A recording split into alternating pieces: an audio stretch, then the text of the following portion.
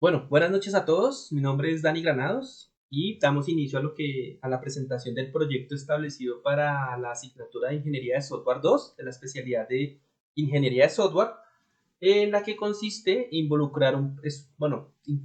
en desarrollar un proyecto IoT orientado al tema de Internet de las Cosas y apoyado con servicios en la nube, como en este caso es AWS IoT Core. Entonces, tal y como está redactada el proyecto, consistió en crear una aplicación móvil en Flutter que interactúe con un sensor de proximidad de un cliente MQTT utilizando funcionalidades de la consola de AWS y que permita controlar el encendido de LEDs de manera virtual en la pantalla de los dispositivos conectados.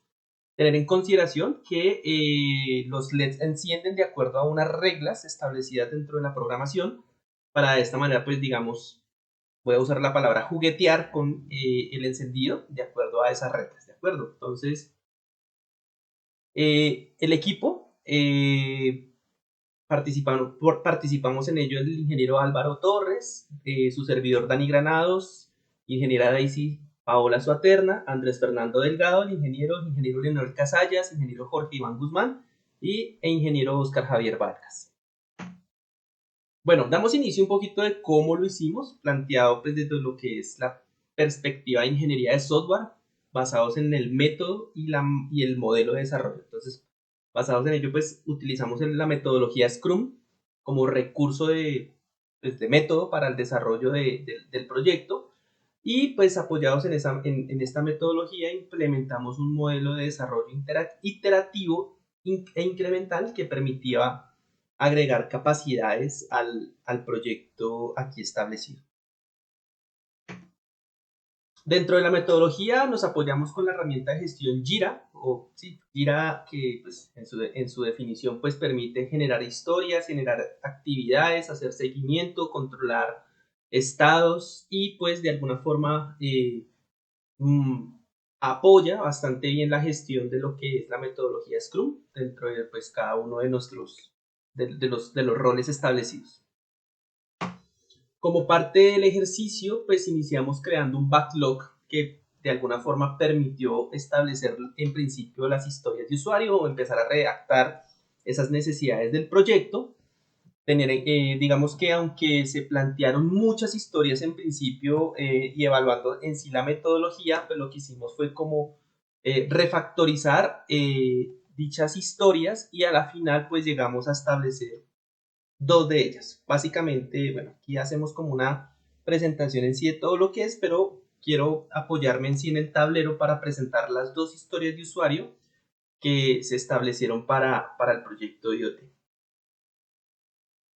Entonces, la primera historia de usuario se definió como dispositivo IoT AWS y consiste en yo como usuario quiero evidenciar las siguientes condiciones. Primero, cuando la distancia esté entre 3 y 10 centímetros, se enciende el LED rojo del dispositivo. Cuando la distancia está entre 11 y 15, se enciende el LED amarillo. Y cuando la distancia está mayor a 15, se enciende el LED verde del dispositivo para determinar rangos de distancia. Dentro de la historia de usuarios se definieron algunas subtareas que están orientadas en sí a lo que fue el desarrollo. Entonces la primera tarea es yo como desarrollador quiero realizar una programación básica para validar el adecuado funcionamiento del dispositivo IoT. La segunda tarea o subtarea estuvo establecida dentro de lo que yo como desarrollador quiero realizar. Sí, yo como desarrollador quiero realizar, el registro IoT en AWS Core para publicar y suscribir información o data en la nube. Continuamos con la otra subtarea y dice yo como desarrollador quiero establecer una función lambda para la creación del archivo como data. Bueno, eso fue otra parte de ese proyecto, pero en sí digamos y lo último, las reglas de clasificación. Yo como desarrollador quiero establecer reglas para clasificar la data del dispositivo IoT. Entonces, pues, como lo pueden notar, pues digamos que Jira permite redactar de alguna forma eh, pues adecuada el tema de las historias de usuario y pues sobre ello fue que nos apoyamos para llevar a cabo el desarrollo del proyecto. Entonces, dentro de lo que es el proyecto yo y el backlog, establecimos una segunda historia de usuario denominada aplicación web. Dentro de la planificación del proyecto establecimos que la primera etapa podría ser trabajar en sí el dispositivo IoT y una segunda etapa que consistía en la implementación de una aplicación web que interactuara con el dispositivo. Dentro de la historia de usuario establecida, entonces establecimos en posición de usuario, dice yo como usuario quiero acceder a una aplicación web para evidenciar los escenarios de proximidad definidos en la historia de usuario de dispositivo IoT como ambiente gráfico.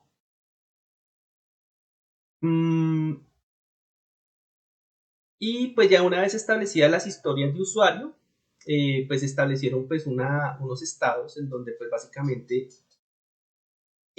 pues como parte del ejercicio de Jira permite establecer estados en las historias donde pues de acuerdo a cada tarea ya que esté en curso o por hacer, poder así avanzar en el desarrollo del proyecto. De esta manera pues entonces establecimos las historias de usuario, las subtareas por cada historia de usuario y damos inicio a lo que fue el desarrollo del proyecto IoT dentro de una metodología Scrum y con un modelo de desarrollo iterativo. Bueno, continuando con la presentación, podemos observar el primer documento resultante del desarrollo de nuestro proyecto. Ese documento tiene como título Documento de conformidad con ISO 25000, Sistema de monitoreo de distancia con AWS IoT Core. Bueno, la primera parte de este documento tiene como nombre de proyecto, crear una aplicación móvil en Flutter que interactúe con un sensor de proximidad y un cliente MQTT utilizando funcionalidades de consola de AWS y que permita controlar el encendido de LEDs de manera virtual en la pantalla de los dispositivos conectados. La siguiente parte de este documento tenemos el propósito, el cual es demostrar la conformidad, principios y estándares establecidos por la norma ISO 25000. El siguiente punto tenemos el objetivo del proyecto. Este proyecto tiene como objetivo desarrollar un sistema de monitoreo de distancia utilizando sensores y servicios de AWS y IoT Core. Y en el alcance tenemos, el alcance de este proyecto incluye el diseño, la implementación y la prueba del sistema, así como la integración de los servicios de AWS y IoT.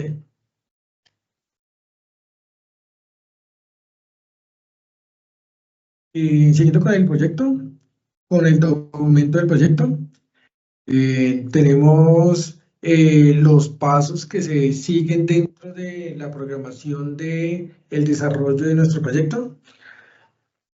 Entonces tenemos las normas que se siguieron y los respectivos documentos que resultantes de cada una de esas tareas, como es la de los requerimientos, siguiendo la norma ISO IEEE 29148, además de la documentación de los riesgos, siguiendo la norma ISO 31000, tenemos la norma de garantía de seguridad, siguiendo la norma ISO IEC 27002. Además tenemos la norma para la documentación y la definición de la arquitectura, de acuerdo a la norma ISO IEEE 42010. Y finalmente tenemos la especificación de ECMA 404 para el estándar del formato JSON. Siguiendo el documento, tenemos la parte del desarrollo, los cuales tenemos unos puntos de forma progresiva como se va a desarrollar el proyecto, que es la programación básica, programación del sector, registro de un objeto en AWS IoT Core, programación del cliente MQTT y cliente de prueba MQTT. Listo. Finalmente, llegamos a la parte de pruebas, que siguiendo el documento, el cual nos sirvió como guía para garantizar de que nuestro proyecto cumpliera con la norma ISO 25000, y es Y llegamos finalmente a esta parte de la ejecución de las pruebas, que es una parte fundamental para garantizar que nuestro producto, nuestro proyecto cumpla con los requerimientos y las exigencias de calidad. Listo. Entonces, en la parte de pruebas, podemos sacar que se siguieron los lineamientos de la norma ISO/IEC IEEE 25010 de 2011, ISO/IEC IEEE 29119. Hola a todos, estoy aquí para discutir los requisitos de un proyecto con un sensor de proximidad desarrollado bajo el entorno de Arduino y que cumple con la conexión a un sistema de AWS IoT, el cual se analiza bajo la ISO 29148 del 2018, la cual nos define como tal los requerimientos de ingeniería para lo que serían los sistemas y los software en ingeniería de software. Una vez identificado los requerimientos, una vez identificado el proyecto, se debe como tal hacer una identificación de requisitos, la cual ya se ha mencionado anteriormente. Sin embargo, se realiza un requerimiento de statement, un must want on comments, el cual identifica y simplifica lo que serían las historias de usuario. En nuestro caso comenzamos con 4 y se simplificaron a 2, las cuales se presentan a continuación. Lo importante dentro de la historia de usuario es que, por ejemplo, el dispositivo IoT debe contener una programación básica y el dispositivo también debe tener una función lambda. Algo importante es que se debe identificar lo que se quiere como tal desde la parte de usuario para poder así completar con éxito el proyecto. Para este proyecto se generó un documento con la siguiente estructura de acuerdo a la norma, la cual tiene una introducción, un presupuesto, un stakeholder o la definición de los stakeholders, unos requerimientos funcionales, unos requerimientos no funcionales y un glosario. La norma nos define, en el caso por ejemplo del requerimiento funcional, un requerimiento lógico. El requerimiento no funcional puede ser un requerimiento de negocio, pero para el tiempo de ejecución de este proyecto se definieron solamente los 6 ítems. A continuación vamos a presentar algunos de los ejemplos de requerimientos funcionales y no funcionales dentro de este proyecto. Tener un dispositivo que sea programable, un cableado del circuito, un programa básico del dispositivo. Algo importante es el registro de un objeto en AWS IoT Core. Dentro de los requerimientos no funcionales está la declaración de SQL, que el cableado sea estructurado y la protobar sea escalable, en el caso de que se quiera replicar el mismo ejercicio a otra escala. Lo importante que nos define la norma es los requerimientos funcionales, los requerimientos no funcionales y cómo estos dos tipos de requerimientos pueden llegar a ahorrarnos lo que serían tiempos, nos permiten estandarizar, nos permiten documentar y nos permiten generar un proceso de calidad sobre el producto a entregar a nuestro cliente. Una vez analizado la norma, se generó un ítem a evaluar, el cual se identifica el requerimiento. En el caso de nuestro proyecto son 2 requerimientos, una lista de chequeo con un sí y un no, una estrategia o un plan de desarrollo y lo que sería una norma, si está contemplado o no en el documento antes mencionado. Lo primero es que en la introducción cumple con un contexto escalable, es decir, es un proyecto el cual se desarrolló con la metodología iterativa. El segundo es el alcance del producto, el cual tiene una falta de contexto de aplicabilidad, el cual se identifica En cuanto a la aplicabilidad, podemos tener, por ejemplo, en el caso de que sea para un hogar, en el cual se deseen identificar las distancias y con los LED de los colores señalados. Sin embargo, esto se encuentra contemplado. El valor del producto, se ha cargado una estructura del producto, se identificó una estructura de precios, una estructura de persona involucrado, entre otros, por lo cual ese estaría check. Se identifica un público objetivo, que la universidad tiene un alcance a nivel nacional. Este ítem no fue evaluado con un signo, sino simplemente contemplado. Un uso previsto.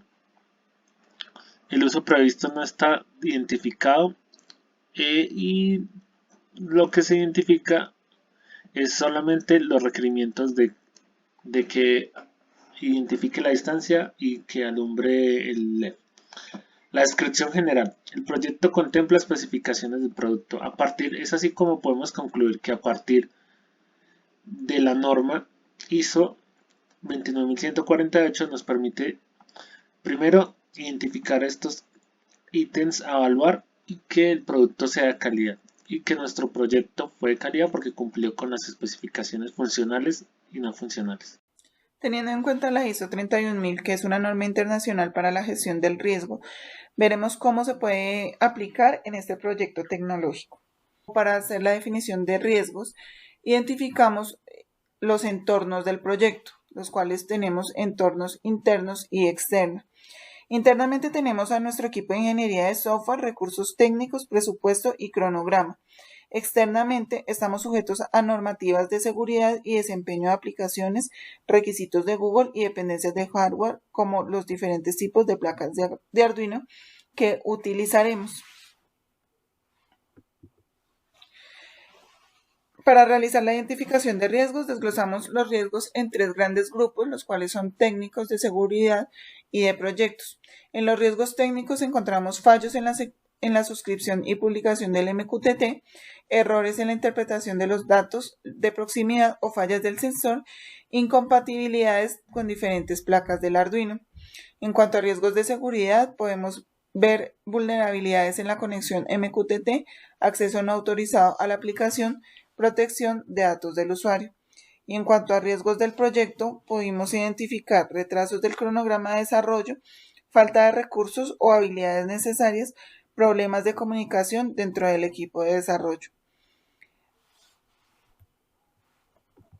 En cuanto al análisis de los riesgos, vamos a verlos como una probabilidad alta, media y baja, donde cada probabilidad trae un impacto. Probabilidad de fallos de conexión del MQTT tiene un impacto alto, ya que podría generar que la aplicación no funcione correctamente.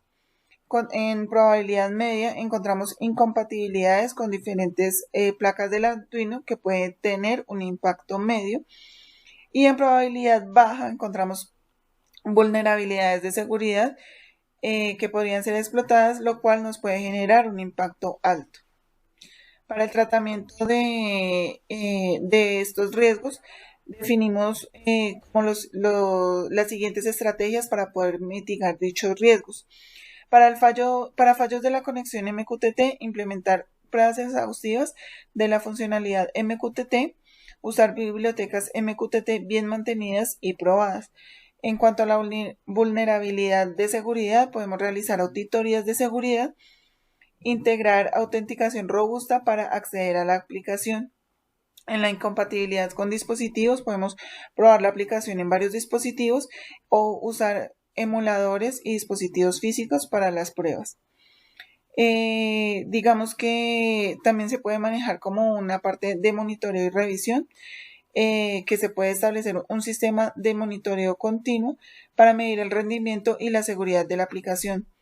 Se puede programar revisiones regulares de los riesgos y su tratamiento, especialmente después de cambios significativos en el proyecto.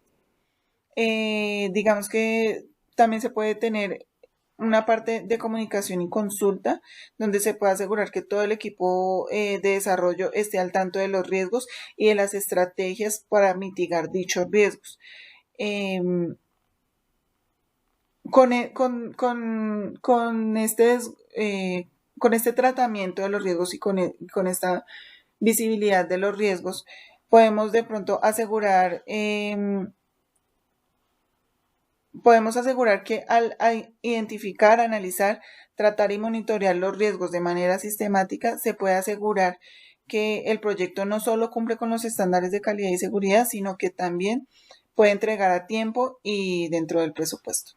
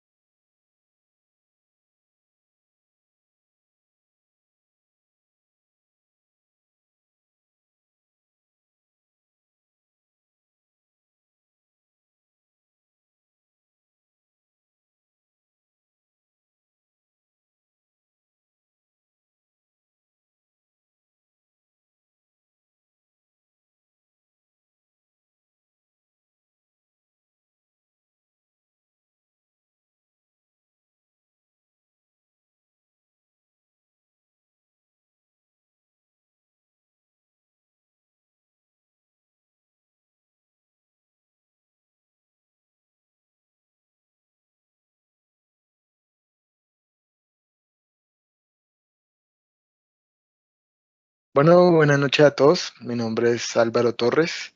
Frente al tema de la arquitectura, encontramos las tecnologías a usar.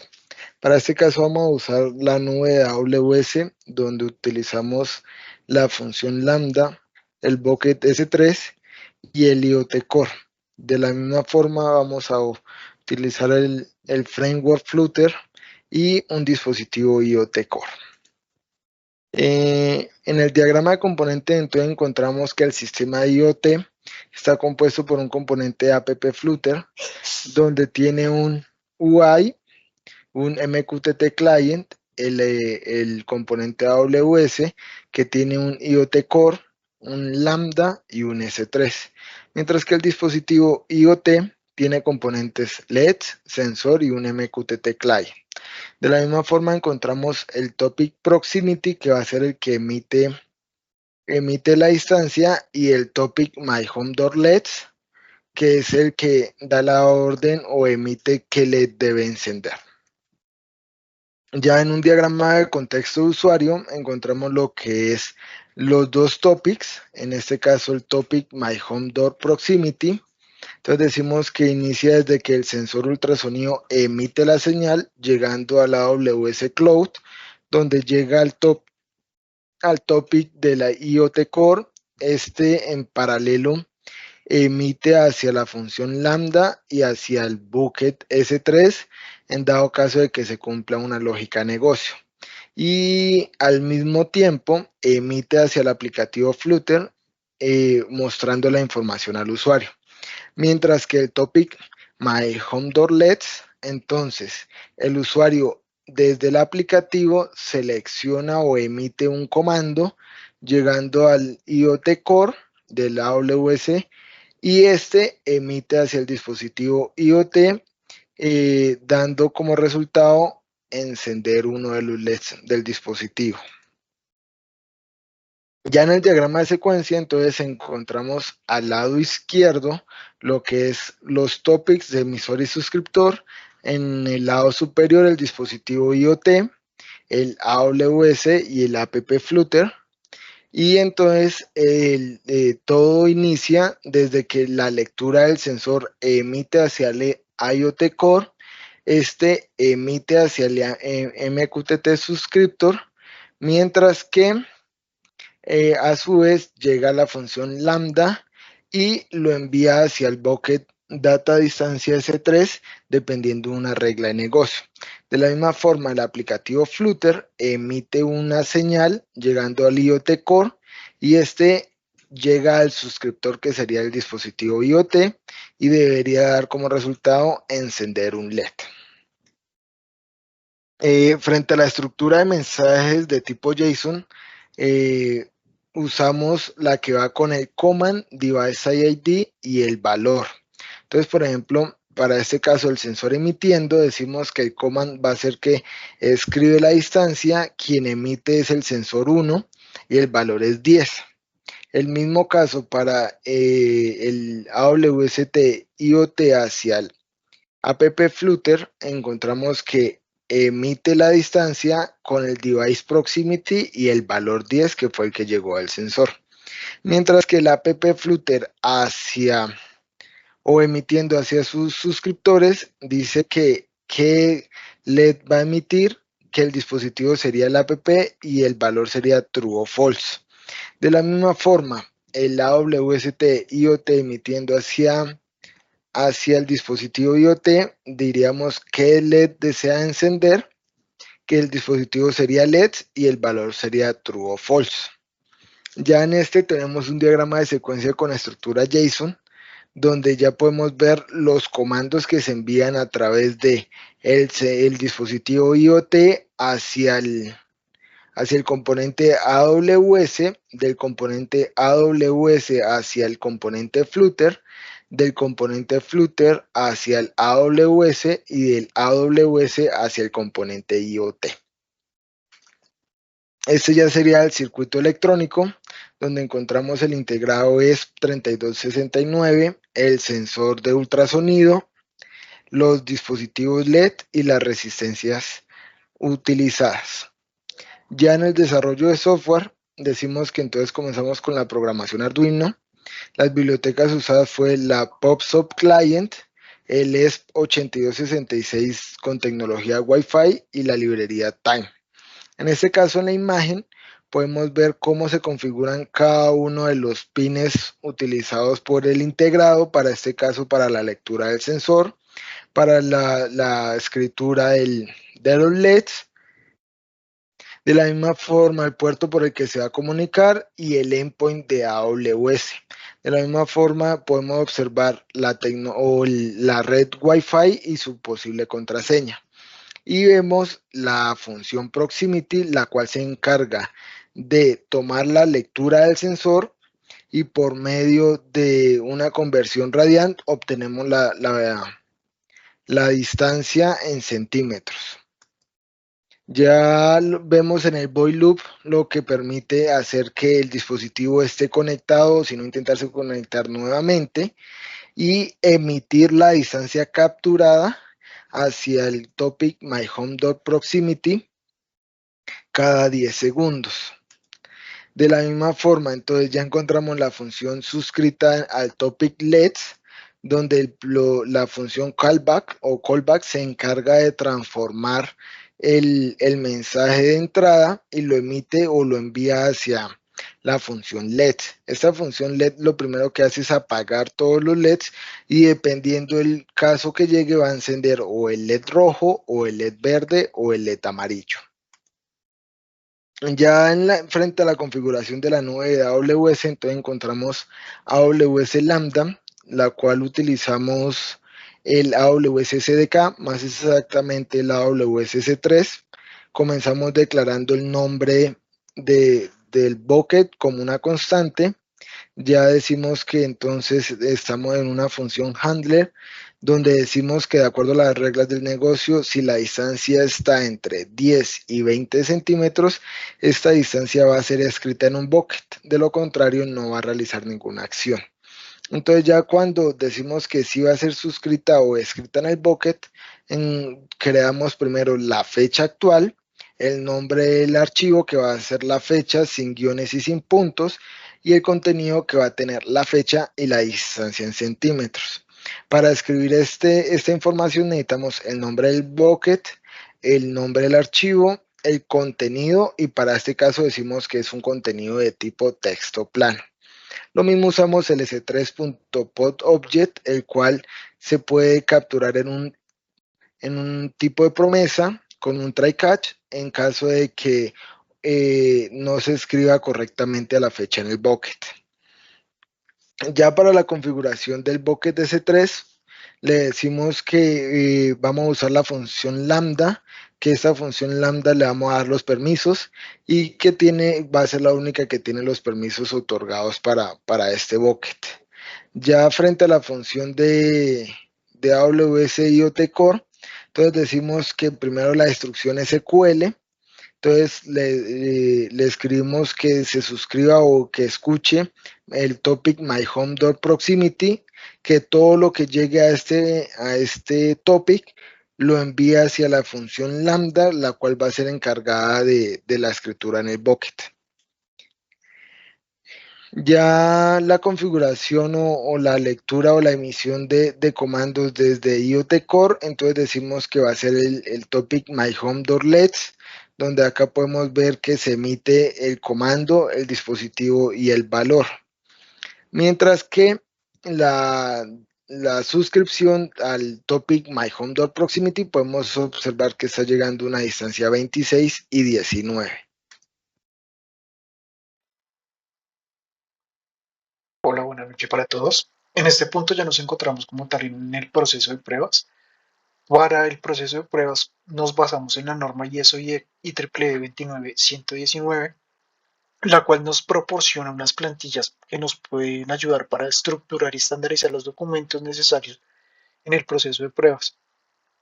En el proceso de pruebas como tal, iniciamos con una especificación de casos de prueba. Inicialmente nos basamos en la historia de usuario H1 para los dispositivos IoT AWS. En esta especificación de casos de prueba, para el primer caso de prueba, se define su código, que es el CT0001, relacionamos la historia de usuario, que es la HU-1, y se define que el objetivo del caso de prueba como tal va a ser verificar que los LEDs, tanto el rojo, el amarillo y el verde, se enciendan y apaguen correctamente, independientemente de si la distancia medida por el sensor de proximidad es la correcta, y no, en este punto no se van a hacer registros de eventos como tal en AWS. Como precondición, tenemos que el dispositivo está encendido y operativo y los LEDs se encuentran conectados y configurados de manera correcta. Dentro de esta especificación de casos de uso, también se detallan los pasos de prueba, los datos de entrada, los resultados esperados, las condiciones, y asimismo se definen sus criterios de éxito y de fallo. Para el segundo caso de prueba, en esta especificación ya como tal se tiene como objetivo verificar que el LED rojo se encienda cuando la distancia corresponda, y en este punto, para este objetivo de prueba, tenemos que la distancia sería entre 3 y 10 centímetros. Asimismo, pactamos sus precondiciones, pasos de prueba, datos de entrada, resultados esperados, precondiciones y criterios de éxito y fallo. Esta misma especificación nos sirve también para verificar el LED amarillo, que es el siguiente objetivo de la prueba y el siguiente caso de prueba. En este punto ya vamos a definir que el LED amarillo corresponde y se encienda cuando la distancia esté entre 11 y 15 centímetros. Y se definen las mismas precondiciones, pasos de prueba, datos de entrada y resultados esperados. Asimismo lo vamos a hacer con el LED verde, el cual debe encenderse cuando la distancia sea mayor a 15 centímetros. Se siguen las mismas precondiciones, pasos de prueba, datos de entrada, resultados esperados, postcondiciones y criterios de éxito y fallo para los casos de prueba anteriores. Ya a continuación, después de haber generado los casos de prueba, continuamos con la especificación de los casos de prueba. Para la historia de usuario HU-2. En esta historia de usuario, ya como tal, se va a validar los LEDs y los dispositivos desde la aplicación web. En este punto se define el caso de prueba 012 para la historia relacionada a HU02. En este punto, el objetivo de la prueba es verificar que los LEDs se enciendan y apaguen correctamente y que la aplicación web muestre el botón correspondiente sin importar si la distancia medida por el sensor de proximidad es la correcta. Aquí en este punto ya se va a validar tanto que el LED encienda como que los botones estén en funcionamiento. Se definen sus precondiciones, sus pasos de prueba, sus datos de entrada, sus resultados esperados y los casos de éxito también, y fallo.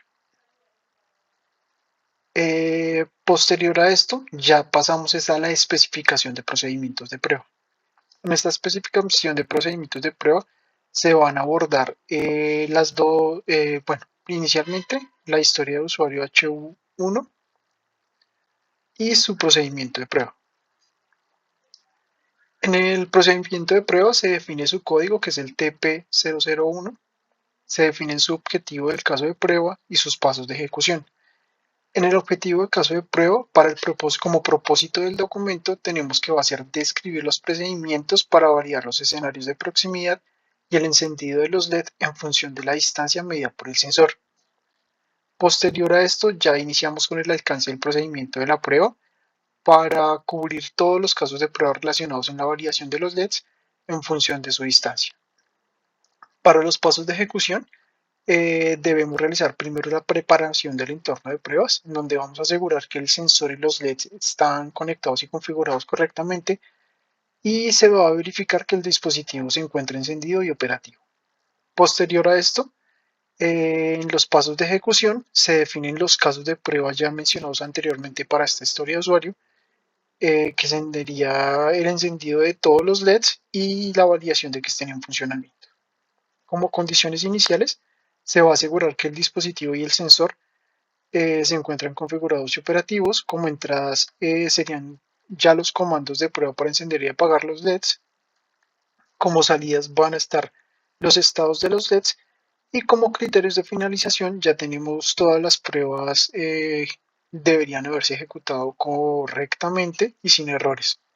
Y estos resultados deberían coincidir con los estados observados con los resultados de la prueba. Posterior a eso, continuamos con la especificación del procedimiento de prueba para la historia de usuario 02.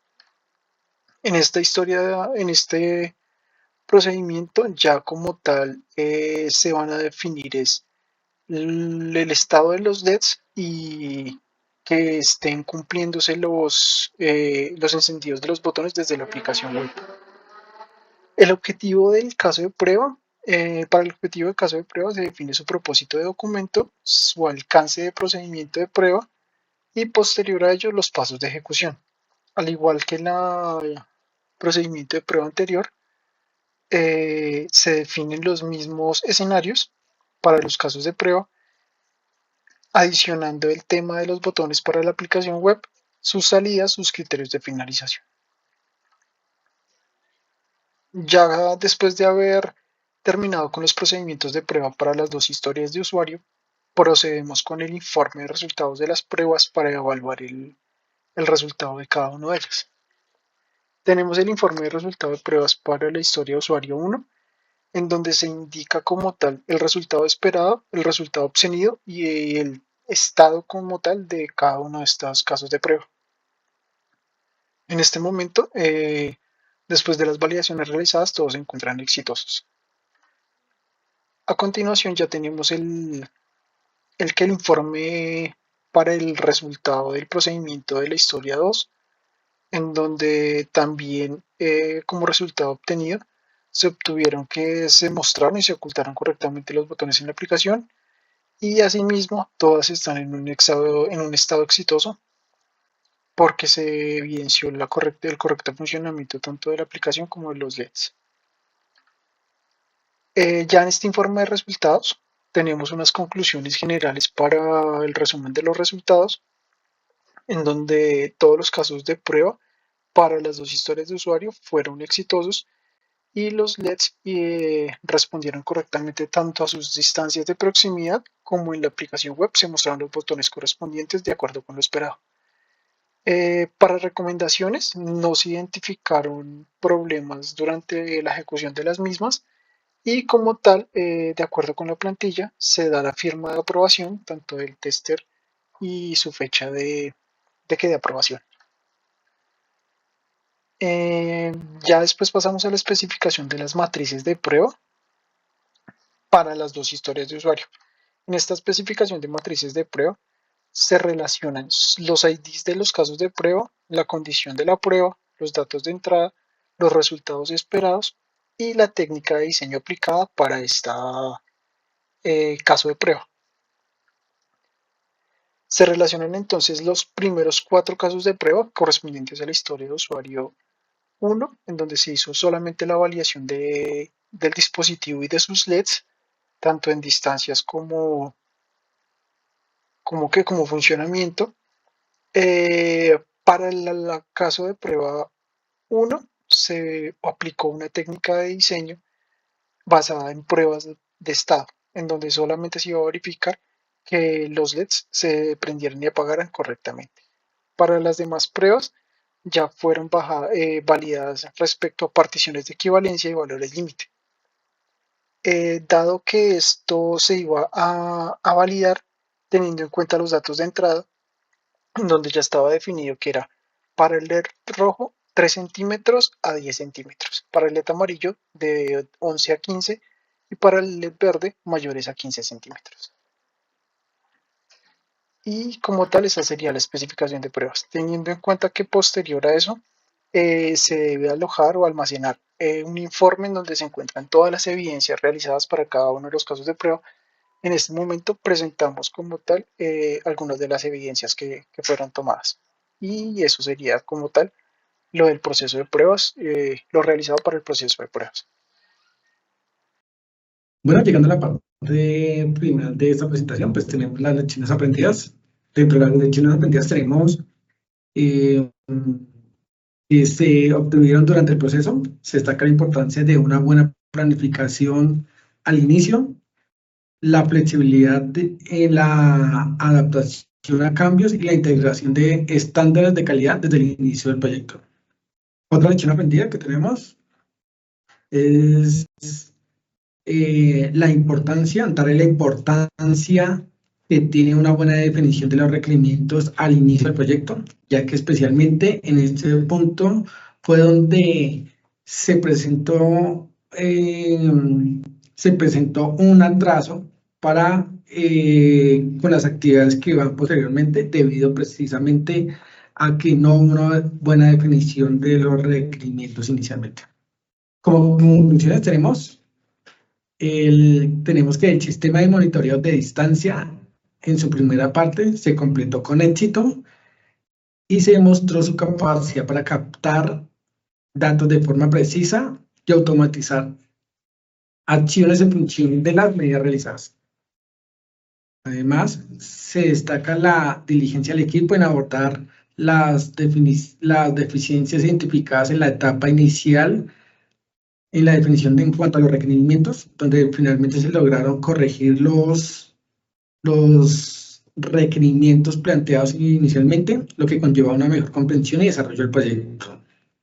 Además, se tiene que desde el inicio se enfatizó en el cumplimiento normativo para el desarrollo del proyecto en áreas como la seguridad, la gestión del riesgo, los modelos de arquitectura, el establecimiento de requerimientos y la parte, diría que fundamental, de la norma para realizar el desarrollo de las pruebas. Y por último, tenemos la priorización en cumplir la parte normativa, los cuales requirieron bastante tiempo, ya que se requirió un tiempo bastante para hacer la investigación. Finalmente, pues se obtuvieron los modelos, se obtuvieron la documentación para cumplir con la normativa y lo que eso generó fue un impacto pues en el desarrollo del proyecto, ya que no se logró completar la totalidad del proyecto, sino que se llegó hasta cierta parte debido a ese tiempo que tocó dedicar en esas actividades que anteriormente le mencioné. Muchísimas gracias.